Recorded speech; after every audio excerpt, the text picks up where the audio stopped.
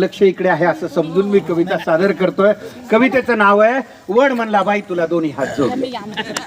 काही नाही, साधी कल्पना आहे. वडामधला आणि त्या बाई मधला तो संवाद आहे, बाकी दुसरं तिसरं काही नाही. एक बाई लगबगीनं पूजेसाठी आली. एक बाई लगबगीनं पूजेसाठी आली.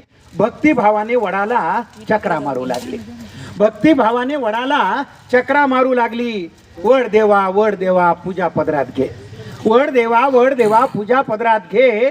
जन्मोजन्मी पुन्हा मला हाच पती दे. जन्मोजन्मी पुन्हा मला हाच पती दे. आश्चर्याने वडाने विचारलं, हाच पती पाहिजे? आश्चर्याने वडाने विचारलं, हाच पती पाहिजे? काही म्हण बाई तुला खरंच मानलं पाहिजे. काही म्हण बाई तुला खरंच मानलं पाहिजे. त्याच्यावरती बाई काय म्हणाली, काय करणार वड दादा, खूप विचार केला. काय